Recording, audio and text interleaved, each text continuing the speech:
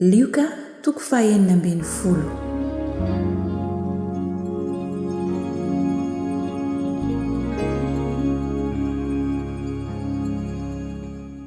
Ny fanoharana ny amin'ilay mpitandrina tsy marina.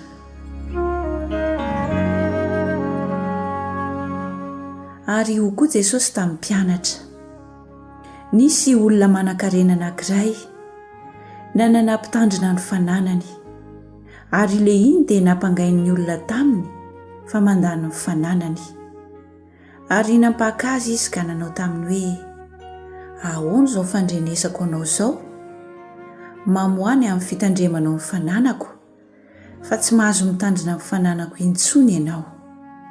Ary ilay mpitandrina ny fananana nanao anakapo hoe: inona angenao ataoko fa esorin'ny tompoko amin'ny fitandremana ny fananany aho. Ny miasa tany tsy tratry ny aiko, ny mangataka mahamenatra aho. Fantatro izay ataoko mba hisy andray aho ho ao an-tranony rehefa voaisotra amin'ny fitandremana ny fananana aho. Dia niantso izay rehetra nitrosa tamin'ny tompony izy hankao aminy, ka nanao tamin'ny voalohany hoe: ohatrinona no trosan'ny tompoko aminao? Ary hoy io: diloilo injaton'ny famarana. Dia hoy izy taminy koa: inty raiso ny taratasinao, ary nipetraha faingana ka 50 no soraty. Dia hoy izy tamin'ny anankiray koa: ohatrinona kosa no trosa aminao? Ary hoy izy: 800 ny famarana. Dia hoy izy taminy koa: inty raiso ny taratasinao, ka 80 no soraty. Ary ny tompony dely ilay mpitandrina tsy marina, satria manan-tsaina izy. Fa ny zanak'izao tontolo izao dia manan-tsaina kokoa ny amin'ny karazany noho ny zanaky ny mazava. Ary hoy izaho aminareo: oka ny mamona tsy marina ho entinareo mahazo sakaiza, mba ho raisin'ireo ho any amin'ny fonenana mandrakizay ianareo rehefa lany izany. Ary izay mahatoky amin'ny kely indrindra dia mahatoky koa amin'ny be, ary izay tsy marina amin'ny kely indrindra dia tsy marina koa amin'ny be.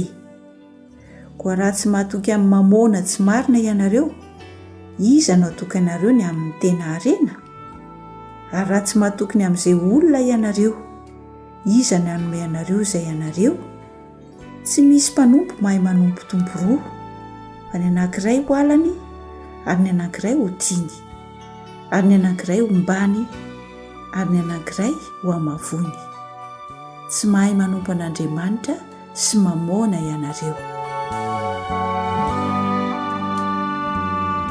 Ny nananaran'i Jesosy ny fariseo sy ny nilazany ny amin'ilay manan-karena sy Lazarosy.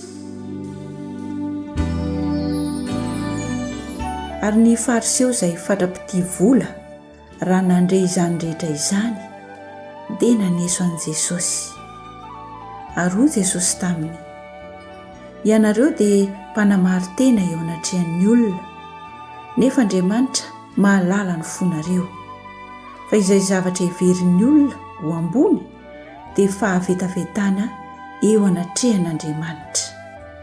Ny lalàna sy ny mpaminany dia hatramin'ny jauna, ary hatramin'izany no efa notoriana ny filazantsara ny fanjakan'Andriamanitra, ary misesika izay rehetra miditra eo. Fa ho moramora kokoa ny hahafoanany lanitra sy ny tany noho ny hahafoanany tendron-tsoratra iray monja aza amin'ny lalàna. Ary izay rehetra misaobady ka mampakatra ny hafa dia mijangajanga, ary izay mampakatra vehivavy voasaotra dia mijangajanga koa. Nisy lehilahy manan-karena anankiray, ny akanjo volomparasy sy rongony fotsy madinika, sady nanaram-po fatratra isan'andro tamin'ny fahafinaretana. Ary nisy olo-malahelo ferena anankiray atao hoe Lazarosy napetraka teo anilan'ny vavahadiny. Ary naniry mba hihinana izay latsaka avy tamin'ny latabatra ilay manan-karena izy, fa ny alika kosa no avy ka nilelaka ny feriny. Ary maty ilay malahelo, dia nentin'ny anjely ho any an-tratran'i Abrahama. Ary maty koa ilay manan-karena dia nalevina. ary raha nijaly tao amin'ny fiainan-tsy hita izy ka niandrandra dia nahitany Abrahama teny lavitra eny sy Lazarosy teo an-tratrany. Ary izy niantsoka nanao hoe, ry Abrahama raiko, mamindra fo amiko ka irao Lazarosy mba hanoboka ny tendrony ratsan-tanany amin'ny rano mba hampakatsika ny lelako, fa fadiran'ovana eto anatin'ity lelafo ity. Fa hoy Abrahama, anaka, tsarovy fa ianao efa nahazo ny zava-tsoanao tamin'ny andro ny ainanao, ary Lazarosy kosa ny zava-dratsy. Fa ankehitriny izy no ampifaliana aty, ary ianao kosa no fadiran'ovana. Ary mihoatra noho izany rehetra izany, misy tevana mankadiry ajadona ao anelanelantsika mba tsy ho afamitaka eny aminareo izay te hiala ety, ary tsy ho afamita ankehity aminay izay eny.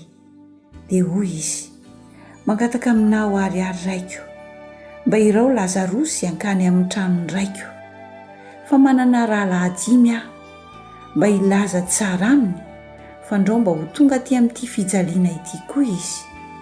Fa hoy Abrahama taminy, manana amin'ny Mosesy sy ny mpaminany izy, aoka hiaino an'ireo izy. Fa hoy kosa izy, tsy ary Abrahama raiko, fa raha misy miala amin'ny maty akaty aminy dia hibebaka izy. Fa hoy Abrahama taminy, raha tsy miaino an'i Mosesy sy ny mpaminany izy dia tsy hety ino izy na dia misy mitsangana amin'ny maty aza.